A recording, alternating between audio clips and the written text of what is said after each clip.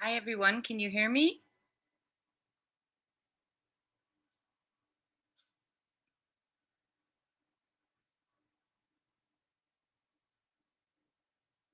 Hi, everyone. Welcome in. This is Crime Time Buzz. I'm Jay, your host. That's Jay with an E at the end. How are you doing? It's so good to have you in here. We're going to be talking about the Sebastian Rogers case, and I'm going to wait for a little bit for people to come in here, and I'm going to go bump over and put the link in. One moment. I'll be right there.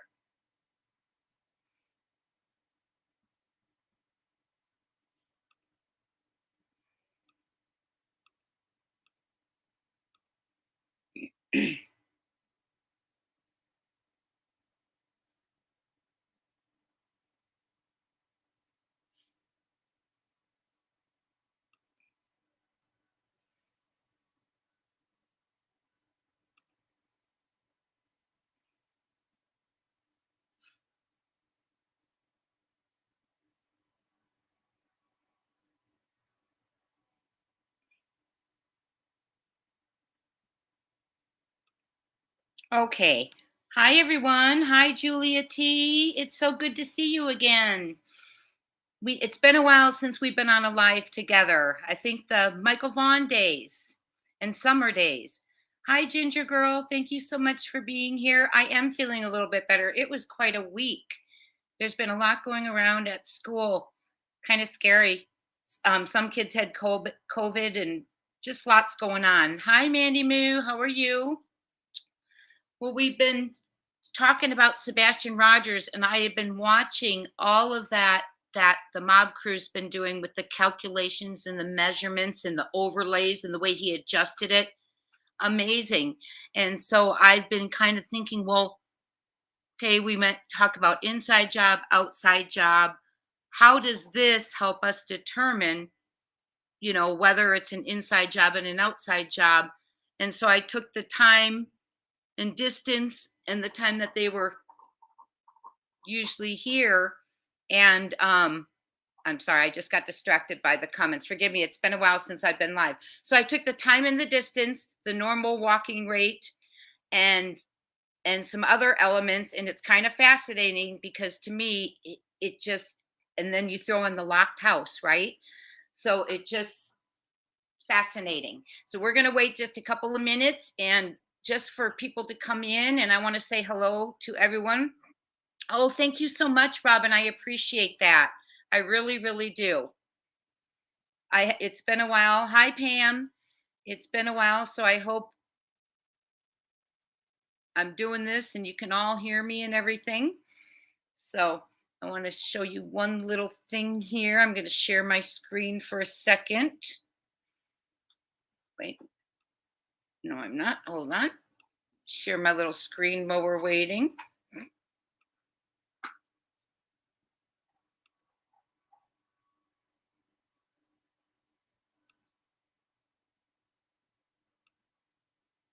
And share these little guys. Can you see them? Aren't they so cute? Those are my doodles. They're sitting right here with me. So I'm introducing them in case you hear them barking. Okay, let's go ahead. I'm just going to go ahead and get started a little bit. And we're going to start first with, of course, where we should start is the FBI poster. We want to always recognize that this is about Sebastian Wayne Drake Rogers, reported missing February 26, 2024, out of Hendersonville, Sumner County, Tennessee. I do want to point to your attention that here it says on the FBI wanted poster, because he is listed as FBI's most wanted, it says blonde or brown hair. And I want to talk to you about that and show you something else why it says this. Eyes, brown or hazel. Well, on the Amber Alert and the NCMEC missing poster, it says that he has brown hair and brown eyes. Okay. But if you go over to his NamUs poster, which we're going to look at in a little bit, it has different information. It says blonde hair and hazel eyes. So I believe that's why the FBI has both of these included on their poster, because how would they know which it is at this point, right? So 120 pounds, male, 50,000 up to, now remember, after up to $50,000 reward for information leading to the whereabouts of Sebastian Wayne Drake Rogers. And also it is to the information about those involved and responsible as well. So it says that Roger has ties to Clarksville, Tennessee. That's where his dad is. And he was last seen. Now, this is interesting too, because it says, let me see up here, February 26th was when he was reported missing. And it says here that February 26, 2024 is when he was last seen. So I find that interesting as well, because my impression was February 25th, when he went to bed, was when he was last seen. So lots of interesting stuff. Also, still have the black sweatshirt on here instead of a long sleeve sweat t-shirt with a graphic. So let me show you his NamUs. This is his NamUs missing person file, and this is where I'm telling you this wasn't put in till April. And anyone can put this in. It's usually family members. This was put in April 30th. And let me share. See here, it says hair color blonde or strawberry. Left and right eye color hazel. So I believe that is why it is written like that on the FBI most wanted page. Okay, let's go ahead and go to our, I'm hoping you're able to see my screen. Let me come back to you. Oh, have you been not seeing everything I put on? Have you been able to see? Okay. Were you able to see the report? Hi, Wilted Lettuce. How are you? Were you able to see the NamUs report and the FBI report on my screen, or did I not share it with you? I'm so sorry. I thought I had shared it. Let me know. Let me know. Crystal, hello. Thank you for being here. We're going to first go ahead and go to the map.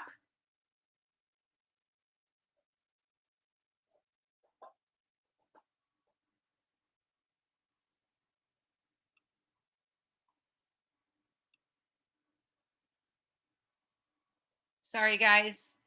There we go. I'm going to share it with you. I will share the map with you.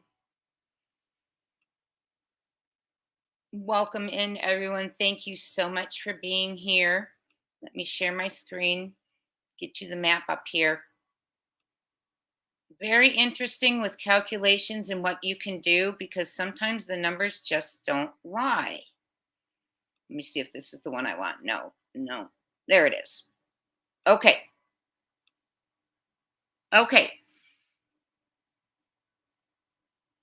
We are looking here, and I can't see the, hold on one second.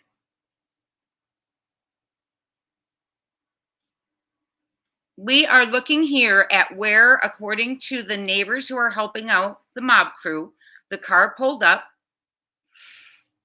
The lights go through this direction diagonally they go between the houses here, diagonally through, over the ditch, or in the ditch, in between the two houses. This with the red X is Sebastian's house. This is the neighbor's house, and they go in between. Okay. And then, of course, come back. Remember, they hesitate here and they go back behind the houses. So this car is behind the two houses. Remember, these houses face Kellen. These houses face Stafford. And this is Sebastian's. And this is all of their backs of their homes, their backyards, just to give you a little bit of reference. So I'm going to show you a little bit from the mob crew to catch you up to why I bounced off of this and how when it came to the video. Can you see it? Okay, perfect. You see that? I'd rather give a screen. Let me give a,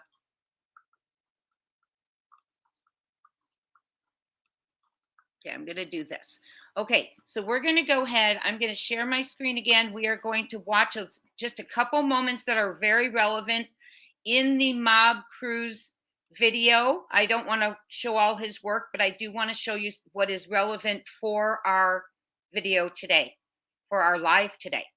Okay, lots of great work here. He's starting here where he's talking about if it's an outside job. Did I share it with you guys? If it's an outside job, two people would be getting out of that car, one person driving, two getting out. And if it's an inside job, one person driving, one getting out, and you see one coming from the other area of the house. Okay, can you see it now?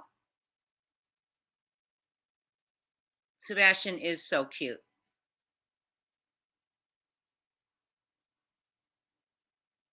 I heard about that. 16, I'm not sure what you all are talking about. Oh, you mean the photo on the FBI flyers, his fishing ID photo, Ginger Girl? I did not know that. Aw, because I had not seen it before. It's so cute. I had not seen it before. Okay, let me stop. I'm going to get the video up. I'm going to share that with you. We're going to watch the relevant piece, couple pieces to leading to the calculations that I did. I used time and distance. And actually, I'm going to show that to you first.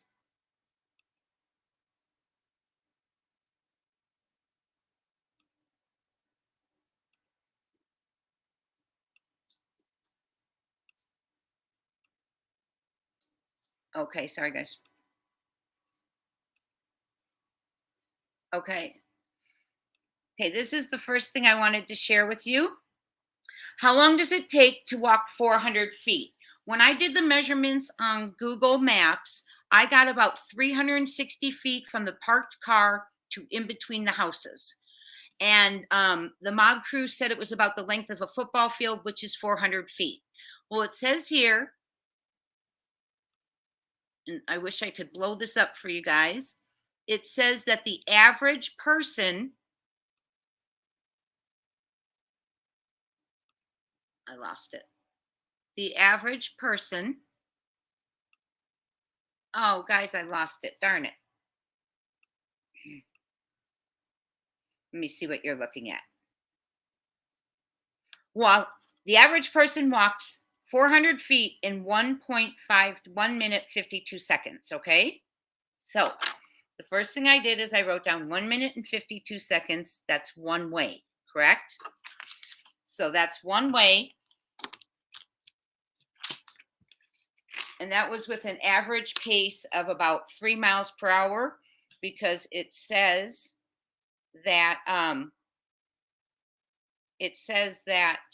that is the, I'll show you what it says about the average pace. So 1.52, it says right here, is how long it would take walking the average pace of 3 miles per hour.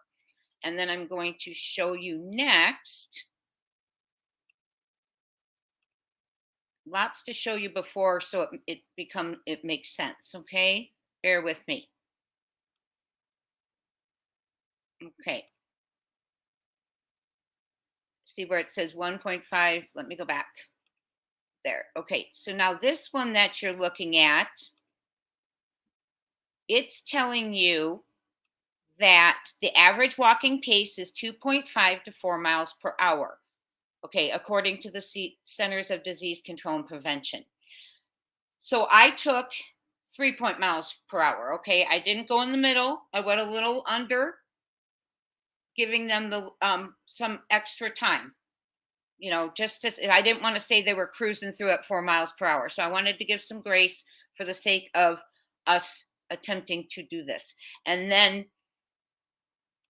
lastly, what I did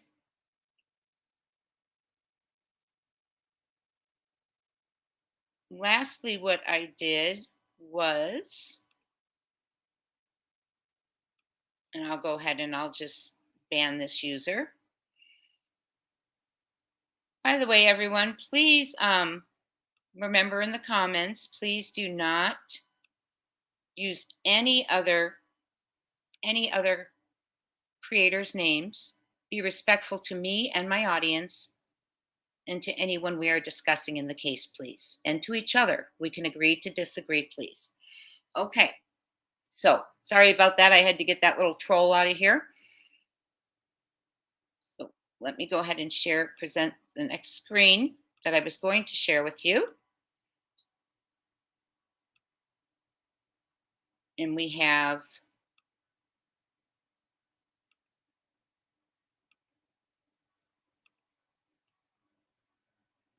this one. And this one says it takes about 1.52 miles again to walk 400 feet at a speed of 3 miles per hour. Okay, and that's exactly the numbers we are using for our calculations. Make sense? Okay. I'm trying to catch up real quick on the comments.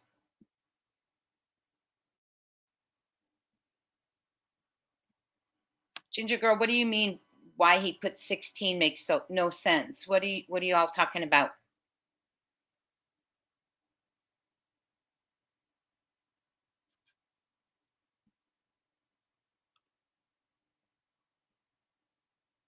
Okay.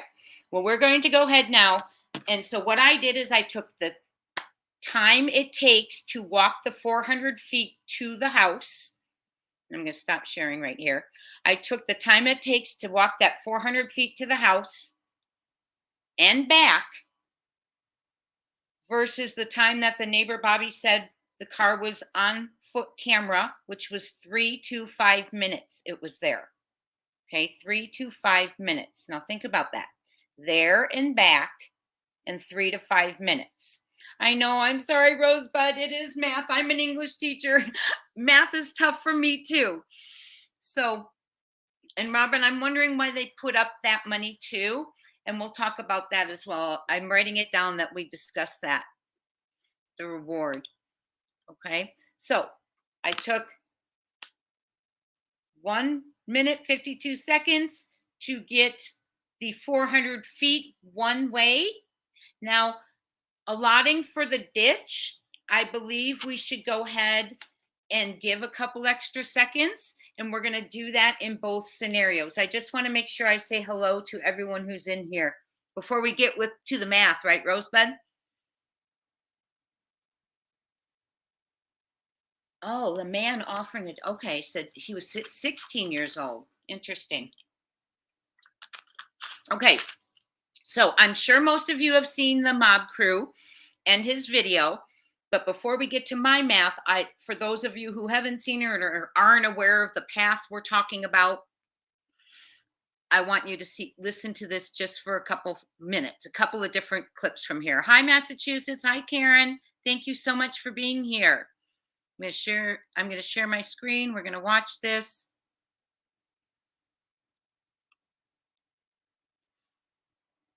Okay. First thing I want you to see. Right now, it could be, we know at the very least one person did, because we see that light. So I guess it really kind of depends on two scenarios, in my opinion. I'm sure you could break it down into multiple scenarios, but two main scenarios. If it's an inside job, then, either you have, Katie or Chris waiting, and then, whoever is helping them, they bring Sebastian to them. And so, yeah. But at the very least, we got the driver, right? And we know at least one other person comes out. So at the very least, we have two people that would be in the car before anything happens. There's got to be at least two people, because there's two lights and the car driving. So that's three people total. So again, I don't know if two people got out, at the very least one. So just do keep that in mind. Kimberly coming in with the PayPal. Thank you so much. You are so awesome. A lot of things are going on at the same time. I'm trying to keep up with everything, and not get sidetracked, but I do appreciate you guys' love and support. So here we go. Oh, sorry, guys. I'm getting you back to it. Oh, I would love to have a German Shepherd. That is like my dream dog. When they are puppies, oh my God. I wish they would just stay a puppy.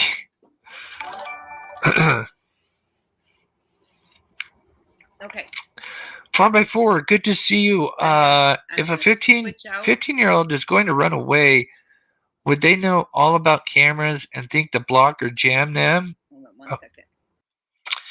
Yeah, that's an interesting way to think about it, right? Okay, guys.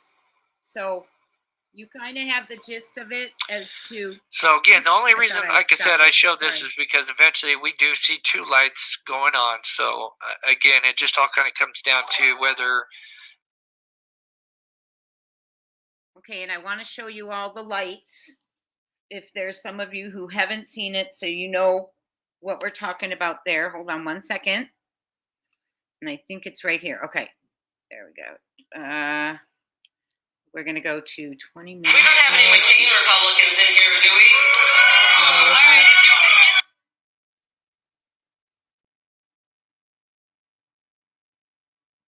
No, Endorsed by white.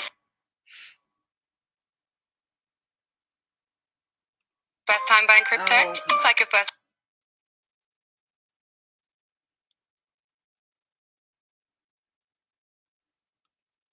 Okay.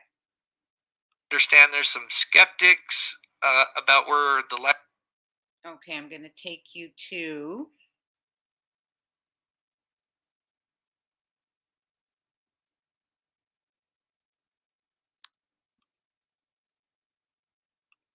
You guys are going to see. And then again, I've spotted some new things in the light videos that I have not seen before. And they happen really fast. And so this really just kind of adds more to the mystery. What I'm about to show you next will shock you to your core.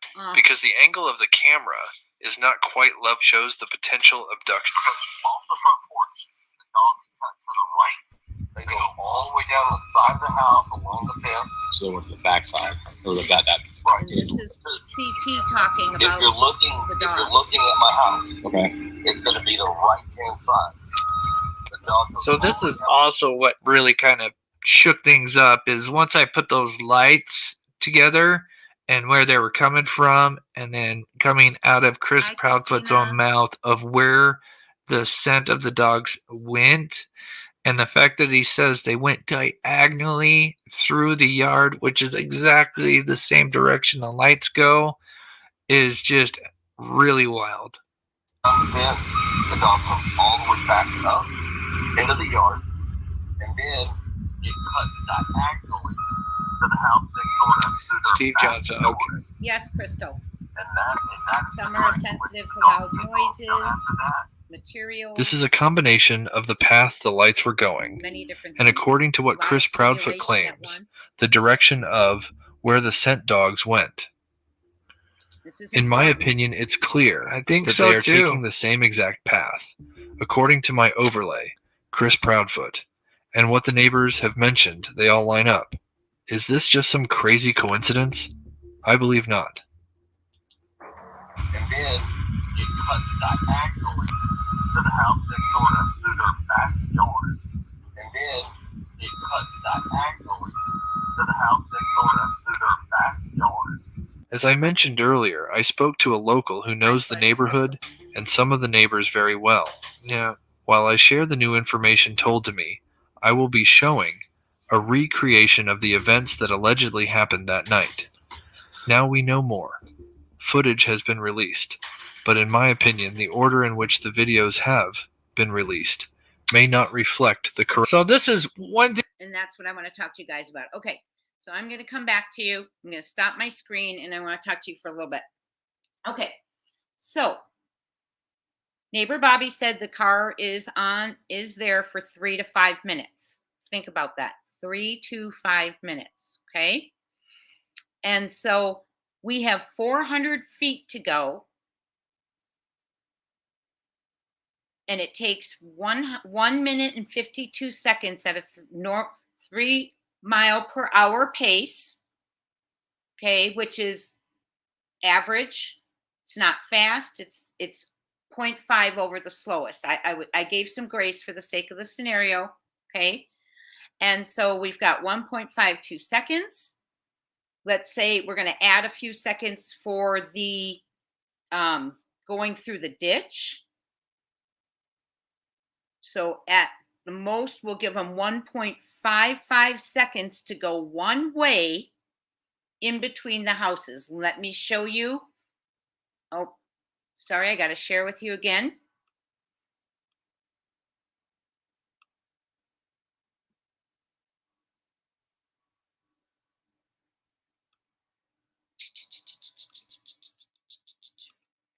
Okay.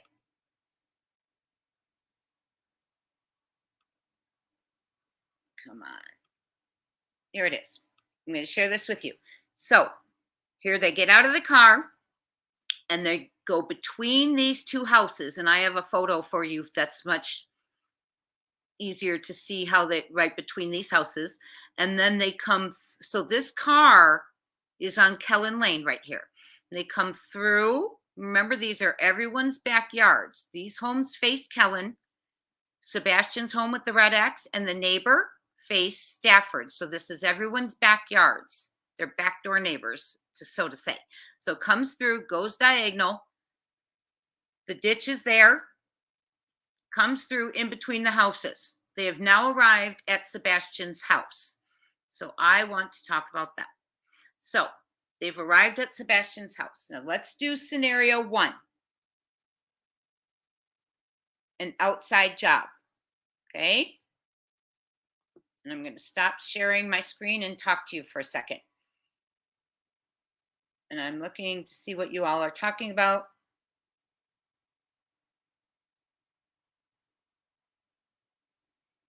Little truth in every lie, Rosebud. You got it. You got it. And there's a few things, it dawned on me last night about motive and a different video, but it just hit me. If you all saw the three motives model I did a video of a while ago, I was thinking about it, I was thinking it through, and then something that was said just hit me. So I'm going to save that for another video. Okay, scenario 1. 2 people get out of that car with the driver on Kellen Road behind the 2 houses. Okay, let me share one thing with you so you see it. I want you to have the view. And I'm sorry I'm rusty at this, friends. Thank you for bearing with me. I hope you'll come again. Okay, there you go. These are the 2 houses, right? Oh, am I sharing? Okay, these are the 2 houses right here that they go between. Okay, and the car is back behind this house originally when it stops. Okay, so 2 people get out of that car, and this is on their way back too when they come back. So 2 people get out of that car. They walk for a minute, and we're giving them 1minute and 55 seconds. This is an outside job. 1minute and 55 seconds to get to the home. Okay, over the ditch, so we gave them a few seconds to get over that ditch. They are now in between the 2 houses, the neighbors and Sebastian's. Okay, now for the sake of time argument, if one way takes 1 minute and 55 seconds, and this is an outside job, the way back is going to take 1 minute and 55 seconds, but we're going to give them 5 seconds more because allegedly they're carrying or walking Sebastian. By the way, this is for entertainment purposes only. All of this is alleged speculation, opinion, and theory, not to be taken as fact. No one person or persons are being accused. It is all completely alleged and for entertainment purposes only. So 1.55 seconds going. We're going to give them 1.55 seconds coming back, and we're going to give them 0.5 extra because they're carrying or walking allegedly Sebastian, and we're going to give them a few extra seconds because they pause before they go back in between those houses. Okay, so that gives them 2.03 seconds. So you have 3 minutes and 58 seconds, okay, is where we're at right now, walking time. And even if we take that extra 8 seconds off that we gave them for, carrying or walking him and pausing in between the house before they disappear again behind it and head to the car, then we'll get, that's 3 minutes and 3.5, 3 minutes and 50 seconds. We'll take the 8 off, okay? So they are now between the houses, my friends.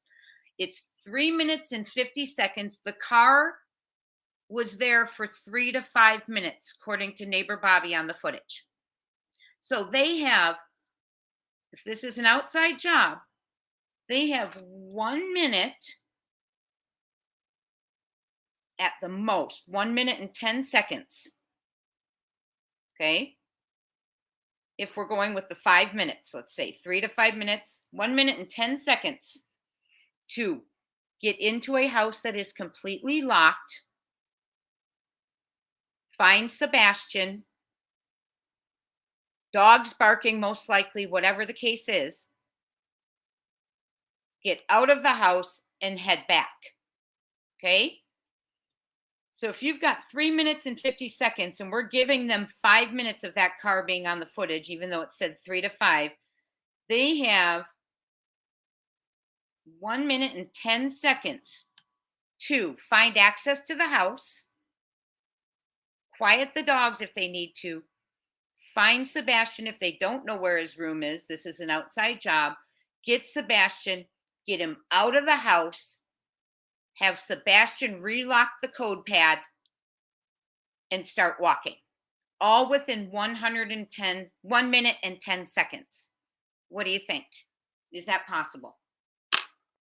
Talk to me in the comments, because that's where I don't see that possible.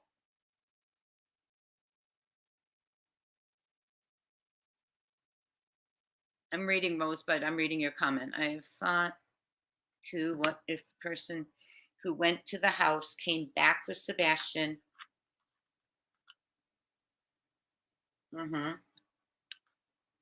That makes sense, Rosebud.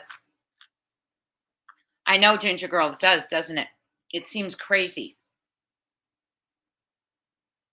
But for the sake of finding the truth, we need to weigh all aspects, right? We're here for Sebastian. We want to weigh things and be able to take them off the table.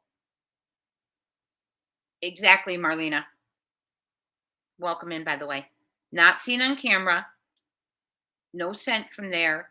And remember, they have to get him to lock that door again, because the doors are all locked when KP wakes up in the morning in this scenario. Okay, no and no, Karen. Okay, so that is scenario number 1, outside job. And it likely to me seems very, very, very impossible. Okay. And then they walk back, both allegedly go between the house and get back in the car with Sebastian. Okay. Now we have to remember, a light goes back to the home. And we need to keep that in mind, okay? That's also, even if we factor in Seth doing, absolutely, it's just not enough time. No, it's not.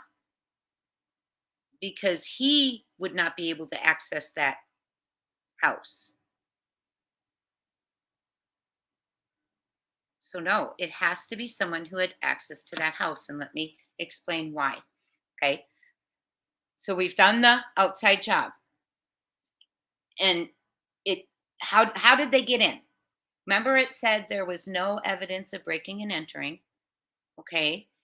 Nothing had been tampered with, and no scent coming from the front of the house, the front door, making it look like he had walked out. No evidence he had walked out on his own. Okay. So let's talk about that then. we have to then talk about who had access to the house, because in this scenario where there's an outside job, they have to stop and give Sebastian time to relock that door. And that takes me to another piece that CP said on Alive. He said that if anyone walked out that front door and tried to push that code pad, or was on that front patio and tried to push that code pad, it would illuminate enough that the neighbor's camera across the street would catch a shadow or a figure. That did not happen either. Okay. So, I mean, it just kind of puts holes even in the timing, puts holes in the outside job. The standing on the porch, getting Sebastian to relock the house, that has to happen. That CP said himself would have been caught on the neighbor's cameras. Okay. No dogs barking to wake up KP. I mean, I would assume the dogs see strangers, they're going to yap. Those little dogs are yappers anyway, right? Okay. Love them to death. I used to have a Yorkie, so I'm not dissing Yorkies. So let me read this one more message and we're going to get on with the inside job. Do you remember the interview of CP and KP when she said something about CP told her to get back to the house, maybe when they were talking about calling the cops? Yes. He said, go back to the house. The cops are on their way. And what I don't understand about that is I thought they were on a three-way call. So if they were on a three-way call, Christy, why is he having to tell her they're on their way to the house? And strange, I mean, it's odd enough that, in my opinion, allegedly 911 wasn't called. You have an emergency, you call 911. Right? And even on that sheriff's page, the number that he called, it says if you have an emergency, call 911.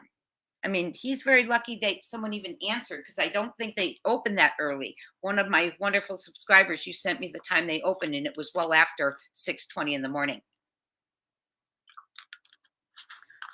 That person walking back to the house took his shoes back to home. If dogs don't know, they don't bark. If dogs don't know you, they bark. Absolutely, Christy. That's my point. In my opinion, Robin, that's very possible because the dogs were pinned also, remember, and they are only put up when he is in town because otherwise they sleep with KP. And those are their own words, not ours. Okay. 8:30 a.m. Thank you, MCOS, because were you the one who sent that to me? Wonderful. Okay, so they were in a three-way call. She would have known they were on their way back because she would have heard it. He wouldn't have had to say, oh, go back to the house. They're on their way. No, she would have been listening and said, I'm running back. Oh, and that's when she said, she also said, I went running back. I mean, I drove back. So in this scenario, with the light going back, I want to ask your opinion. Do you think that was allegedly, speculatively, a slip? She was running back, but it's at the time at 3 in the morning ish when she's running back to the house and allegedly jumps over the ditch and returns. I don't know. Something to think about. Okay, so let's go over the, hi Terry, welcome in. Let's go ahead and go over now the scenario where it's an inside job. Okay. So we've got 1 minute and 55 seconds for the one person who gets out of the parked car on Kellen. Okay. And they're walking. And you see that other light. I wish I had shown you the other light where the other light comes to them. Okay. Let me rephrase this. Okay. You do so much better without the math. Okay. So one person gets out of the car. We know it's 1 minute and 55 seconds if you're walking at an average pace, 3 miles per hour. Okay. So they reach between the houses at 1 minute and 55. Okay. That's possible. But also remember, they don't have to walk all the way, right? So the other light comes from the house. They meet up. Let me put my map up and share here so you can see what I'm talking about.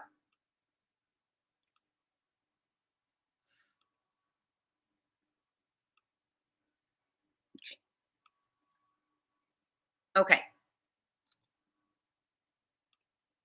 Okay, so they get out of the car, one person. It's an inside job, which means we have one person over here. This is Sebastian's house. Okay, one light, one person gets out of the car, one light, and they're heading this way. One light's coming this way, remember? And they stop over here. Do you recall that?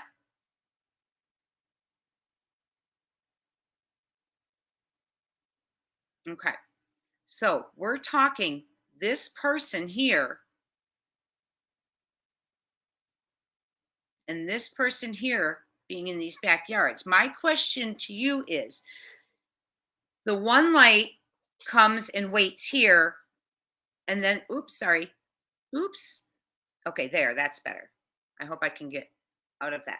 Okay, so comes this way, correct? We've got one light coming here, and remember, it hangs out over here, waiting. Then you have another one that's coming this way. It gets lost in the ditch, and it comes this way, correct? Are you guys with me on that? That could be 1 minute and 55 seconds in total as they're meeting kind of in the middle, right? So we'll give them 2 minutes, okay? Not having to go all the way to the home here. They're coming this way, one's coming this way. Does that make sense with the light videos that you've seen? And then let me get on. Does that make sense with the light videos that you've seen where they're meeting in that back area? What okay? They're meeting in that back area. One's coming back. So we're at 2 minutes, okay? Because no one's going the full distance yet. Okay? Then they hesitate. Hi, Karen. Then they hesitate in front of these homes. Let me show them to you.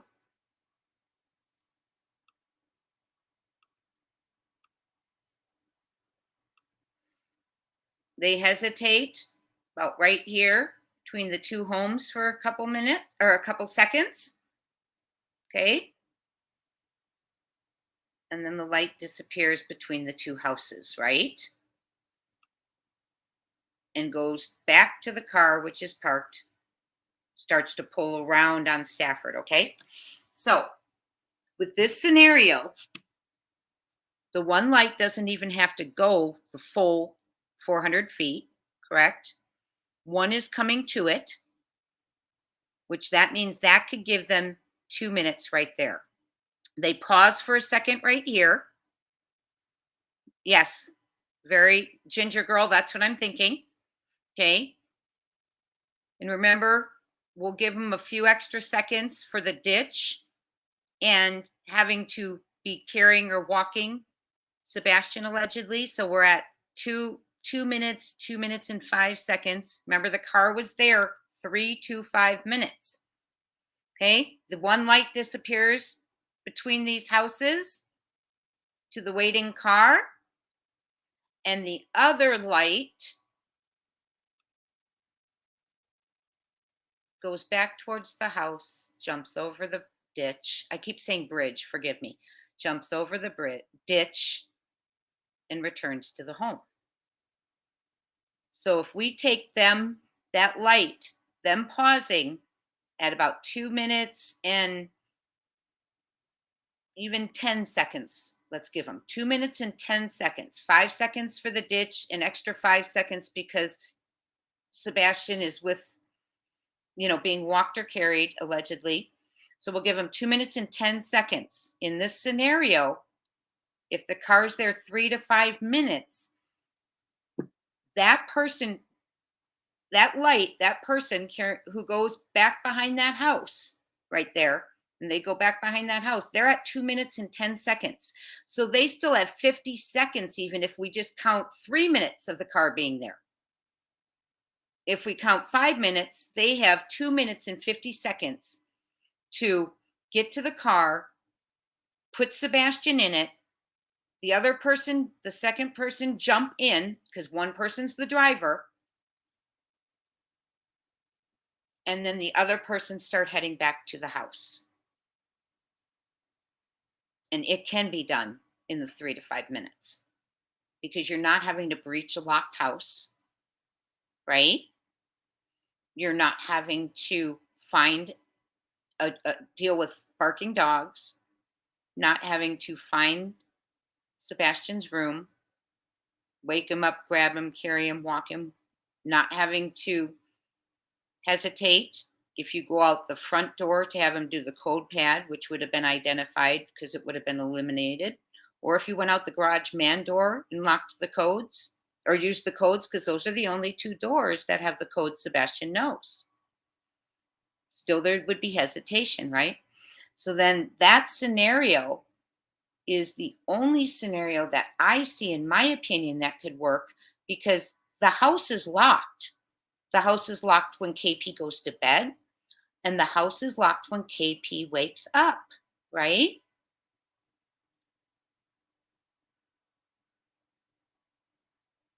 I don't remember Rosebud assessed all the dogs when he got there. I know he's been asked about what's happened to the dogs since Sebastian. I've heard that on a live has been missing, and he said he has no idea. Because unless Sebastian's, there, he's not at the house and hasn't been since those first few days Sebastian went missing. So, what do you think? Time wise, 3 to 5 minutes of a car pulling up, covering that 400 feet, the ditch, then coming back with a child carrying, walking, allegedly, and then have to allot for getting access to a locked home. None of the windows seem to have anything that was messed with or tampered with. No sign of breaking and entering. The house was all relocked when KP woke up in the morning.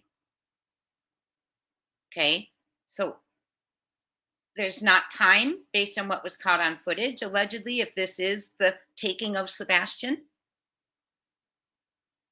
Okay, and it's not, it's not possible when you measure time, distance, and pace. And we're giving them even, even if we speed it up to the fastest pace, like they're running, which the lights don't look like they're running, at one at one point, it looks like the one coming from the house is moving a little quicker, in my opinion.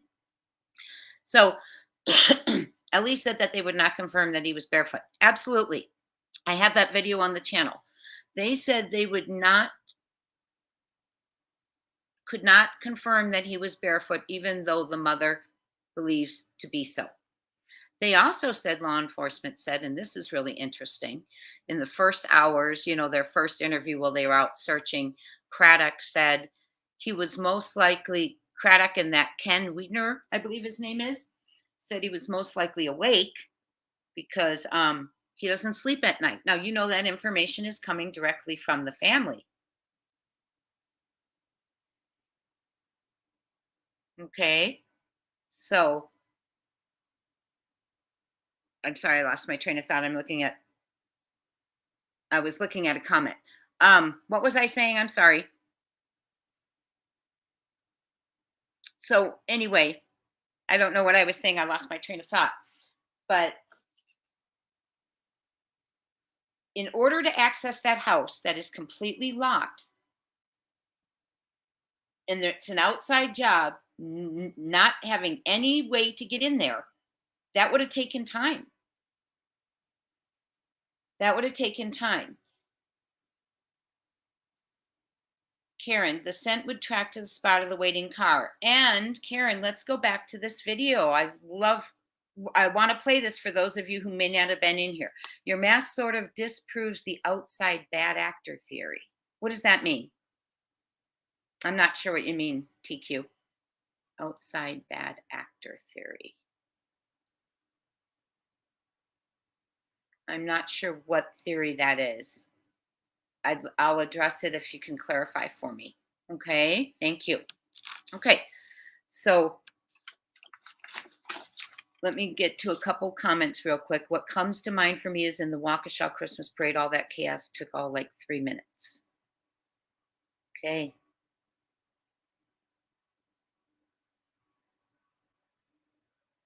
Oh, that's what I was talking about. Is not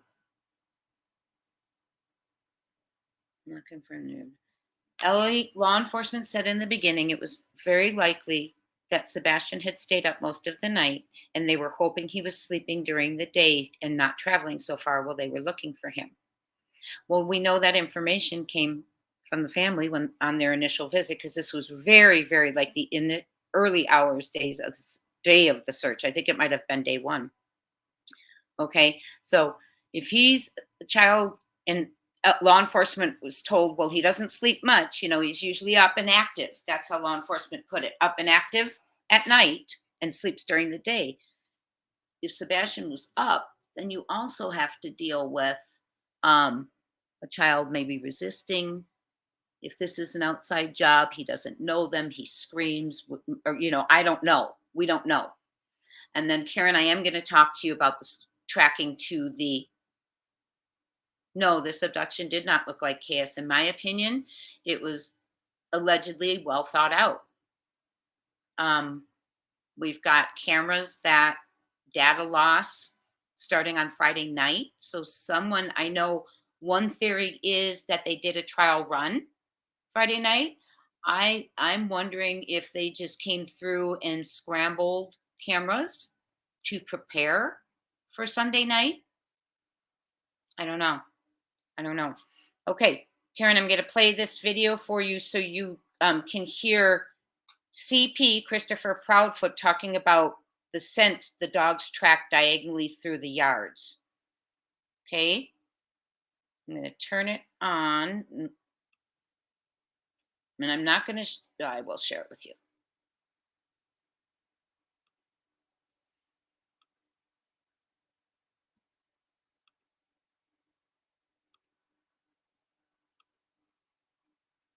Okay, let's see.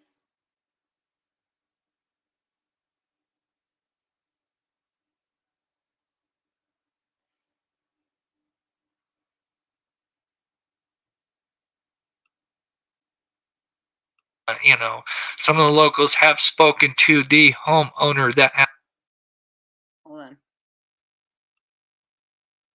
mentioned these. Okay. I'm trying to get to Chris's rendition. Of course, I'm going to get a commercial. Sorry, friends. Massive, Thank you so much cutting-edge for being companies here. like Sorry, Google, we're having to deal with Intel. this. Thank you so much for being here. Sebastian, it's been 6 months and several days. We need to get this child brought home. Things seem to be really heating up since the reward. Everyone's thinking, looking. I hope the locals are out there looking. Stuck. So I'm going to take you to where it's where. I love the dogs, but two main scenarios. 4x4, good to see you. I'm trying to find it for you guys. Just bear with me.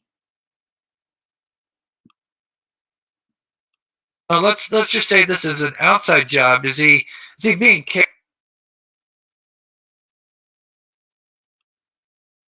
Sorry, I'm trying to find Chris Proudfoot's rendition of where the dogs went, and I had it written down. Let me see where it is. 30.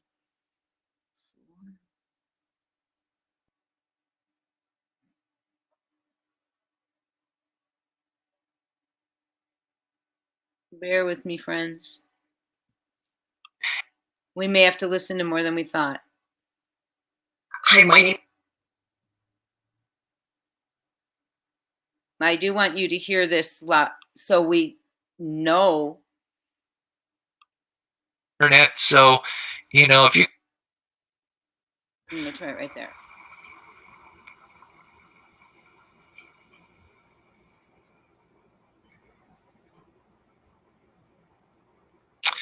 So here is this. I think like a couple people did overlay. Okay. So anyway, let me pull up my tab. Thank you so much, Karen, Deb. and I'm going to tell you Black what he Witter said. coming in with a $5 euro for some Vaseline to get your big head. Keep playing his video over and over and searching. I want to be able to talk to all of you. So let me go ahead. I'm going to come back in. I'm going to stop sharing that.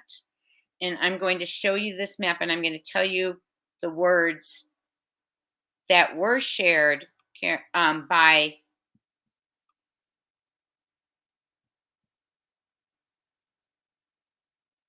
CP. And it's not sharing. Okay, share screen, share screen. And this is so chilling. It just gives me chills up my spine.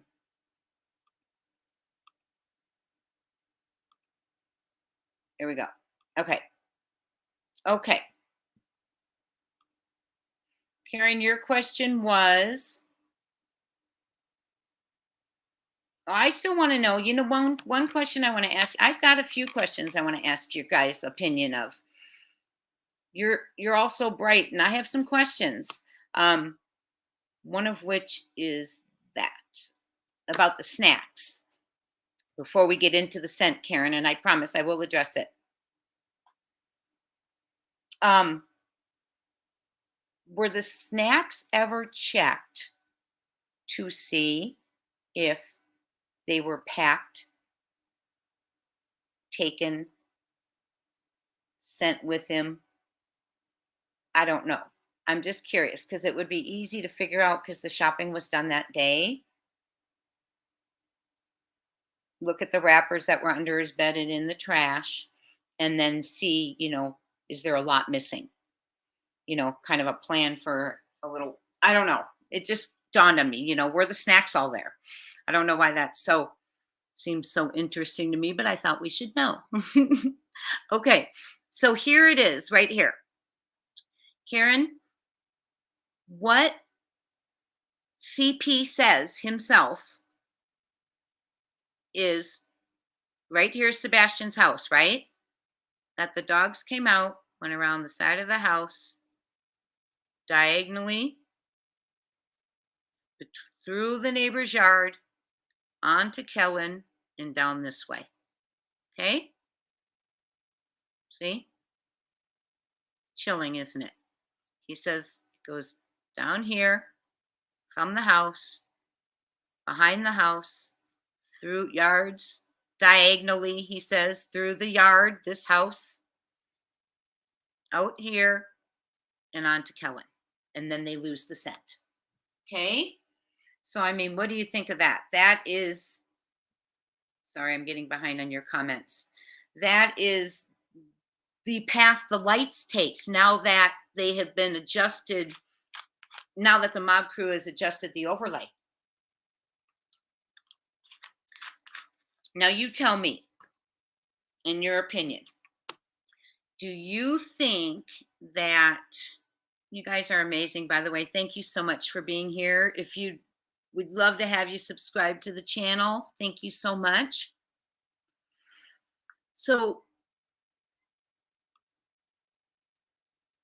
do you think someone could access this locked up house in 1 minute and 10 seconds, get to Sebastian, not wake up KP with barking dogs or whatever else, and then get out of that house and cruise on back? That's why it deters from it being an outside job.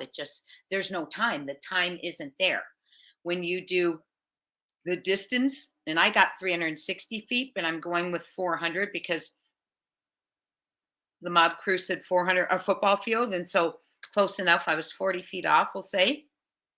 When you take that 450 or 400 feet at a normal 3.3 miles per hour walking pace, it takes 1 minute and 52 seconds to go that 400 feet. Now we add 3 seconds for dark, for the ditch, and then 3 seconds, some extra seconds coming back. So, and we're already at 3 minutes and 58 seconds. So 50 seconds. So a minute and 10 seconds to breach the house, get in there, find his room because it's an outside job. Maybe they don't know where the room is.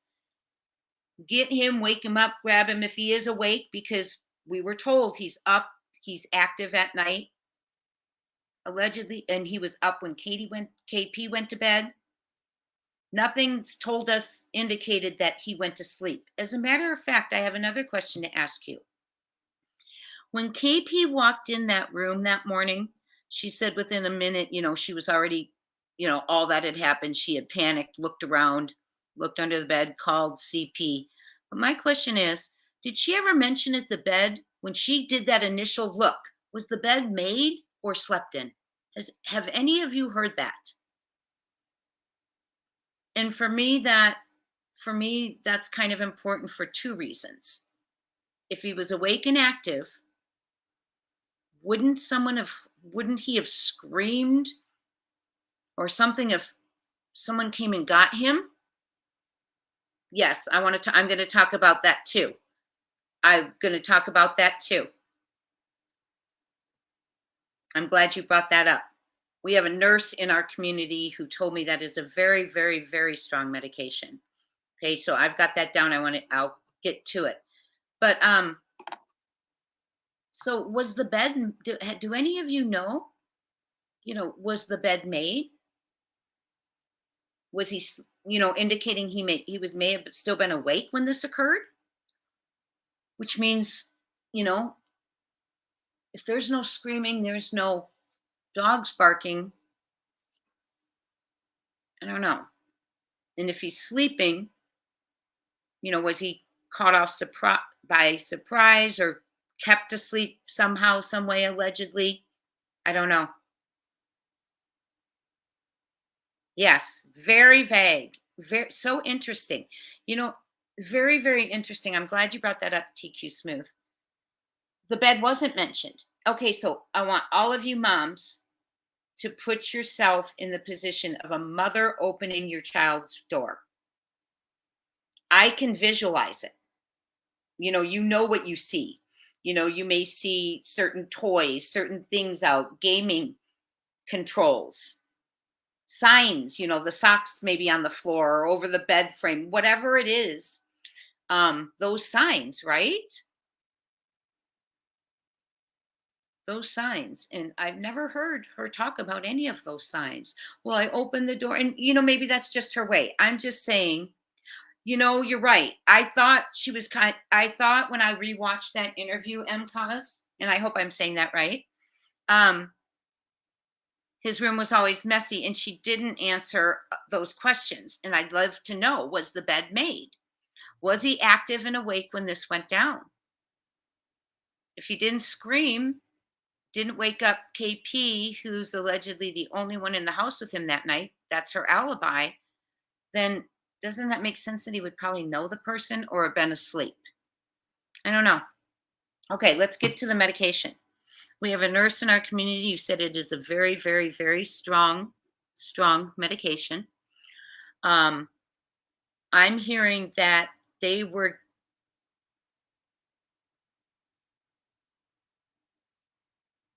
Rosebud, I'm reading your message. I'm going to get back to it.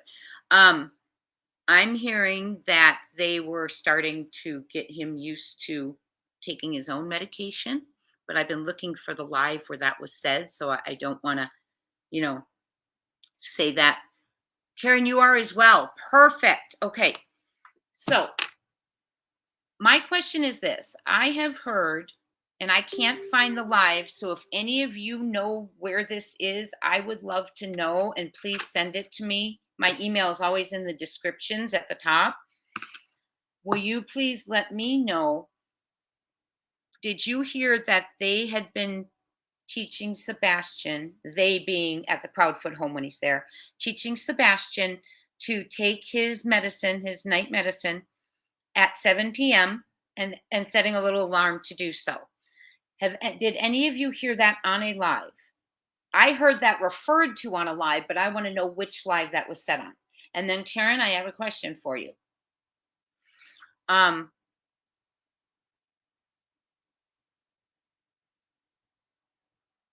Would that make sense, Karen,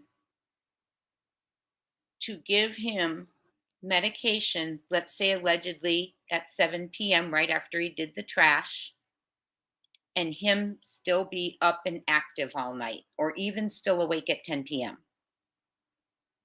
Okay, there we go. That's what I'm looking for, MCAS. Karen, do you agree with what MCAS is saying? Okay. Yes, Seth didn't give him when he was there. He gave him tea, sleepy time tea, I think he said, right? Okay, thank you, Stacy. Do you remember? Oh, you heard Seth saying that he doesn't give him meds, right? But did you hear someone saying that they're teaching him at 7 p.m. to take his own medicine? Okay, yeah, let's not, yeah. Thank you, Ginger Girl. I appreciate it. Thank you so much. Yeah, I wouldn't have come across that either there. So, okay. Anyone, if anyone wants to find that for me and email it to me, that little clip of him saying that, because Karen,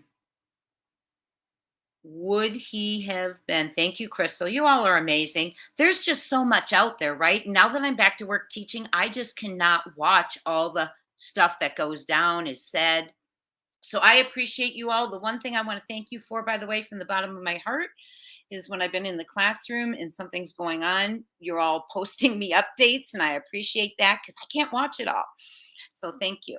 Okay, so Karen, would that put him right? Would that keep him awake for hours? Or would that knock him out? Oh, here we go. Okay, high doses can lead to sleep. So, Rosebud, I'm thinking that he takes a higher dose because the purpose of him taking it is for him to sleep through the night. Okay.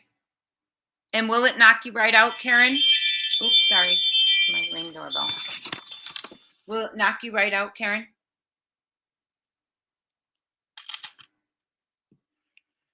Well, what I'm thinking is he wouldn't last 3 hours if he had been on that medication and still be awake at 10. That's just my opinion. Okay, yeah, he would not still be awake at 10. So maybe, he was indeed in a very, very deep sleep when this went down. Okay, so now we have to talk about access to the house real quick. Access to the house. I don't know what mommy is. Crystal, I'm not sure. I know you're trying to give me a clue. I'll have to think about that for a minute. Access to the house. So with the time and the math and the pace and the distance to and from 360 to 400 feet, it is not likely, because the walking is going to take, as I said, it's going to take 3 minutes and about 10 seconds. Okay. The walking, and the car is only there 3 to 5 minutes. So, oh, Texas Roadhouse. Wow. That would really, yeah, would he have been able to take out the trash, Karen? Sorry, I'm getting distracted by comments. Would he be able to take out the trash, Karen, a half hour later, if that were the case, if it was given at TRH, allegedly, right? Great point. See, I love that we're getting to talk about this. Okay, so they would have about a minute and 10 seconds to breach the locked house, grab him, have him relock that house because it was locked when KP woke up in the morning. Do we think that would have been possible for someone to do?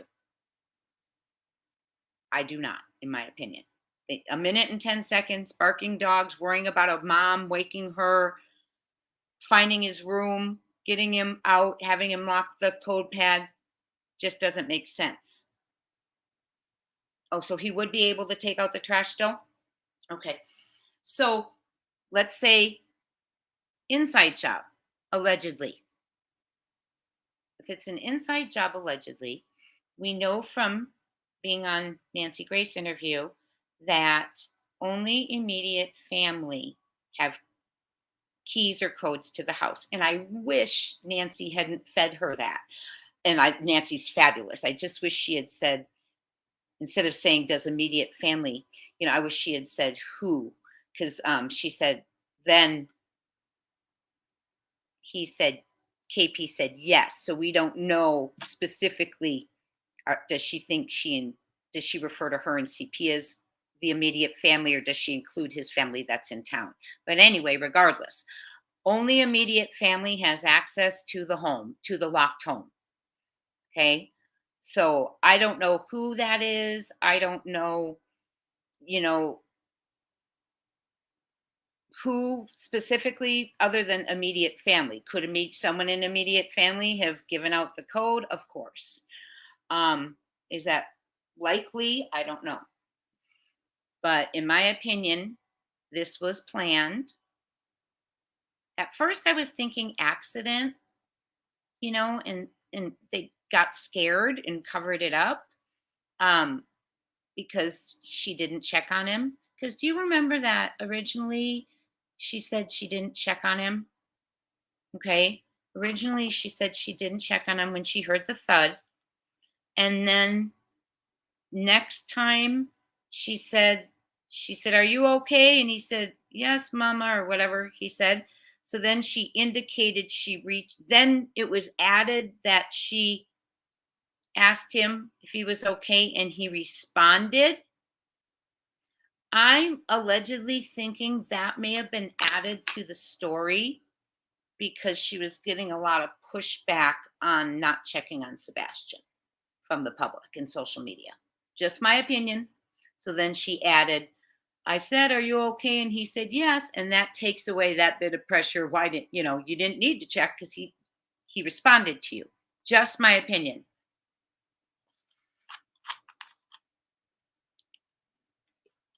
I'm reading your messages. So there's a lot going on. Let's talk about the $50,000 reward and FBI getting involved. I've heard a few different opinions. Um, Former FBI agent Jen Coffindaffer, she said that I'm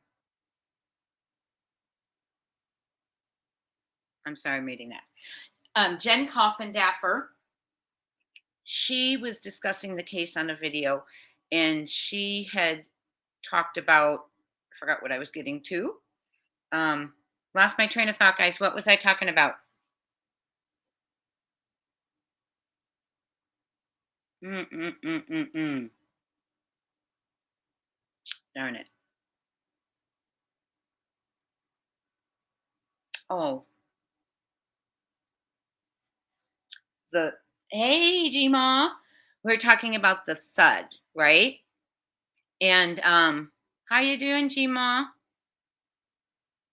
The reward. Thank you, Crystal. You're the best. Your comments. I haven't been live in so long, so the comments are awesome, and I'm reading them, and then I lose my train of thought. Okay, Jen Coffindaffer. Did you go to your? I miss you too, Gma. I do, and I was thinking about you. I was just going to ask you if you went to visit your mama today, but it's Monday, not Sunday. So reward. Let's talk about it. Jen Coffindaffer thinks it's concerning that they did put out a reward because she's concerned that means, they don't have anything. They're needing information. They're wanting information, and it's a cold case, right? She does believe it had gone cold, and this was to spark some interest. Okay. I think, oh, really, Christy? People are adding to it, right? I think I heard that last night. I think that, in my opinion, do you remember when, and this might just be a coincidence, but do you remember when Eric Craddock told Nick Barris that they're assigning one detective a day to the case? I mean, that was appalling, shocking. And I think that, to me, is what kind of geared up the FBI to get going and to do something. I do. That's just my humble little opinion. And that's just how I feel. I think that just kind of sparked them on. Also, Jen Coffindaffer said because there is a reward from the FBI, that means that an agent is specifically assigned to Sebastian's case. That agent is probably who requested the reward and was granted the reward. And that he has to log what he's doing. He's accountable to work on this. He has to report regarding it. So he is going to be engaged and active in the investigation.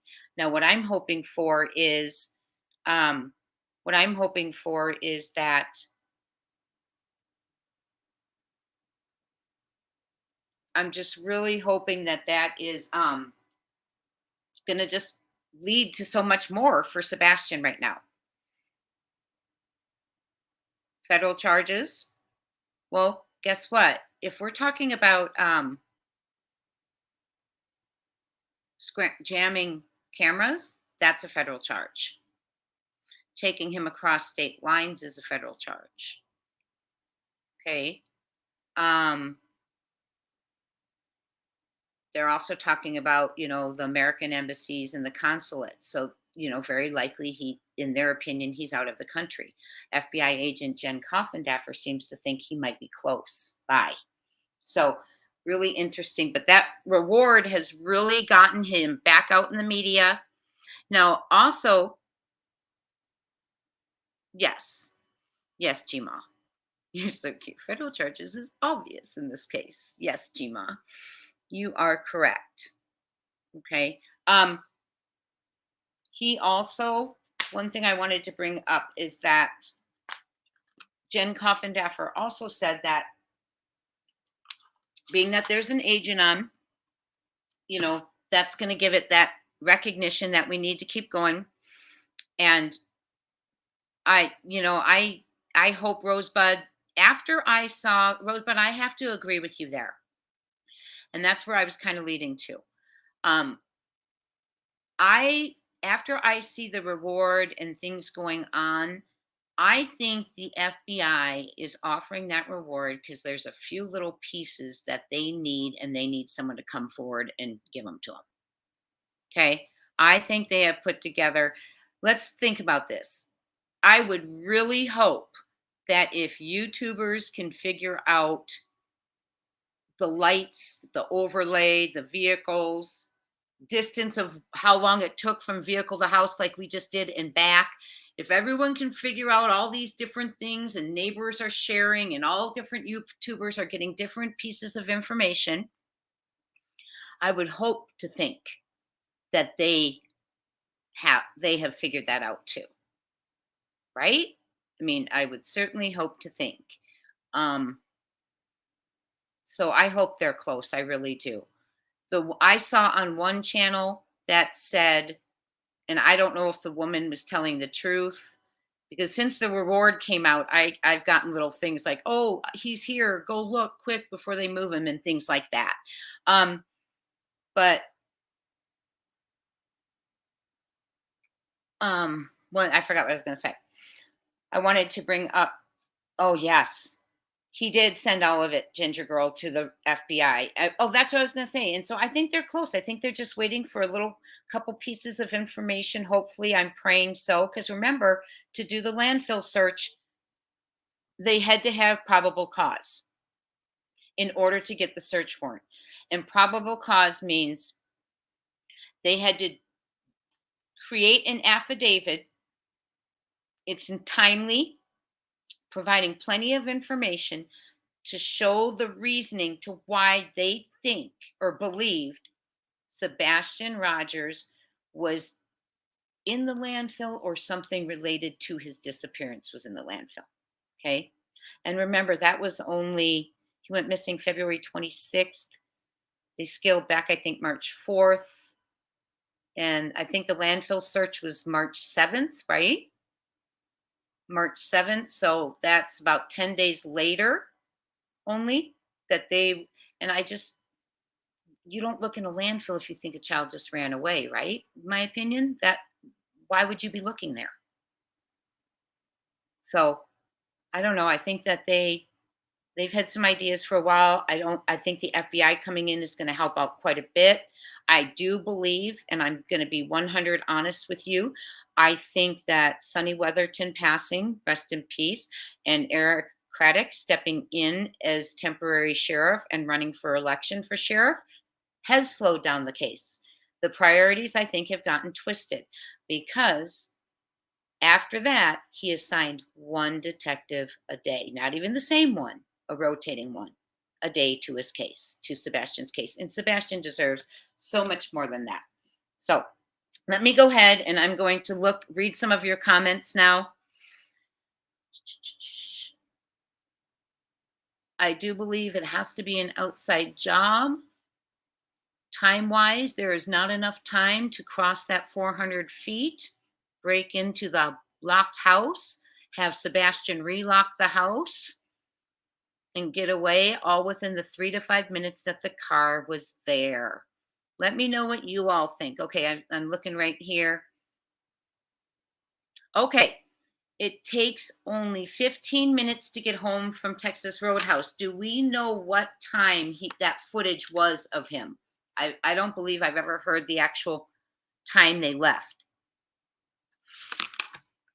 I did hear that, and that's what I'm going to bring up too, is what I heard on another channel, that comment that was made, because it's huge. I did hear allegedly that CP may have been in Texas Roadhouse around Valentine's Day, and I'm going to try and verify that. Okay, I'm working on it. Okay, so definitely working on that. Let's talk about. Excuse me. She could have spilled this drinks. I want to go over some of yours before we get to.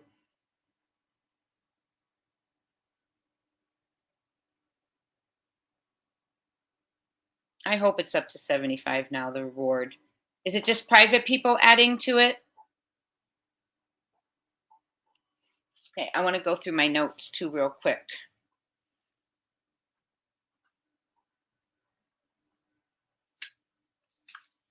I want to talk about the light going back there.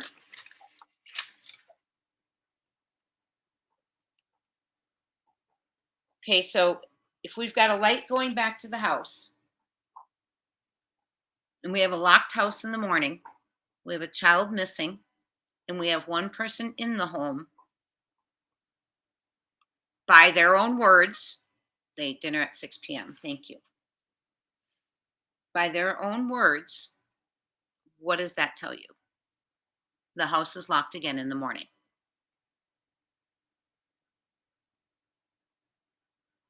Okay. 6:30 p.m. around, and that's when he took out the trash first. So what does that tell you? If we have a light going back to the house, the car drives away, a light goes back to the house, jumps over the ditch, okay, and disappears. Does not come back out again. That light does not reappear. Okay, so what does that tell you? I know what it tells me. You know, I mean, we can make deductions there, right? So let's go ahead and talk about, let me go over my notes real quick and see where we're at. Calculation.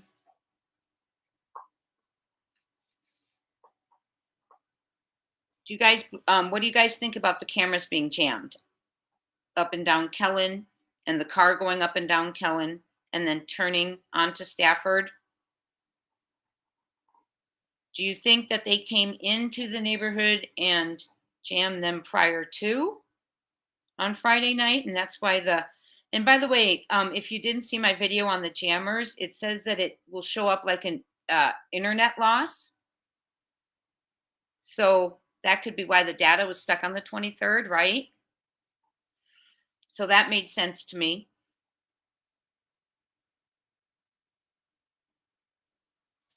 And then my other question is, if that's the case, and someone had to come in and they either did a trial run, which the mob crew suggests, or like I'm suggesting, they got in, jammed the cameras and left in preparation for Sunday night. If it's people who are an outside job, wouldn't they have been caught on footage and not belonged in the neighborhood, whether they were walking or driving, the car not been caught? Why wasn't someone caught jamming, seen, oh, wow, strange. This car doesn't belong in the neighborhood during this time on Friday night, before he went missing. That hasn't, The neighbors didn't say anything about strange cars on Friday night, right? Which again, is the person who jammed the cameras belong in the neighborhood, and it would not have been odd to see their car or them on camera on Friday. Just another thought. Okay, Ginger Girl, I'm reading yours. I believe it most likely, and that there was a test run where a scent was dropped to the retaining pond. Oh, interesting. Okay. Okay. Do you guys remember hearing about the person in the woods on one night, a couple of nights from Bobby? There was a person in the woods. Yeah, that is a really good thought, Ginger Girl. That is a great thought. Okay, friends. Well, let's go ahead and wrap it up. I thank you all for being here. Come on back again. I hope you subscribe to the channel. It's great to have you here. Prayers up for Sebastian. Hold on.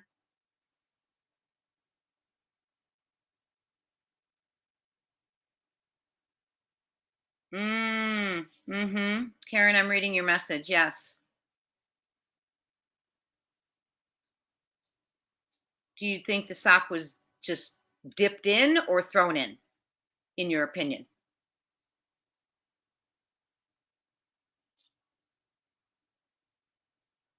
Yeah, that's why the jamming happened. I agree, Christy. I think it was a plan. I really, really do. And then you know what? This was surprising to me, and I don't know if you guys knew this, and maybe you do. When the FBI gave the reward in the first article that came out, it said that you have a lovely evening too, Jima. Good to see you. It said that the Proudfoots chose not to comment, and that really surprised me. That really did surprise me. I didn't know why they wouldn't comment. Say thank you. Thank you so much. That was quite alarming to me. My opinion. What did you all think? You know, did that surprise you? Yes, very well trained, military wise, Brinks, you name it. And that's another shocking thing. You know, if you have a camera, allegedly, it's on your RV. You have one allegedly in the kitchen, right? For the snacks that get stolen.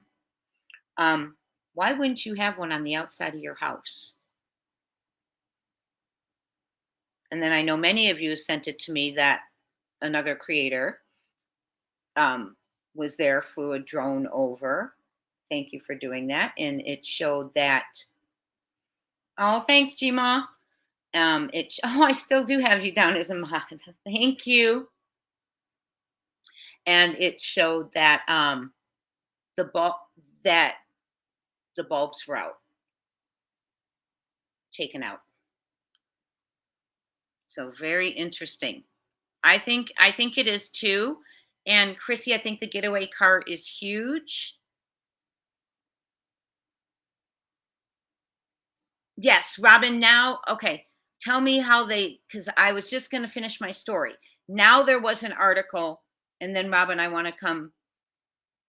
Oh, I see what you're saying. That makes sense. They're not going in front of cameras right now, and you know what? I don't. It's probably better right now with all the chaos on social media and everywhere. Okay. Then there was another article 2 days later in where they did, say thank you to the FBI, and they hoped that this would bring Sebastian home to his home in Hendersonville. So, and so hopefully prayers up, this does work. Someone says something, someone has confided in someone saw something and has been afraid, someone heard something by now.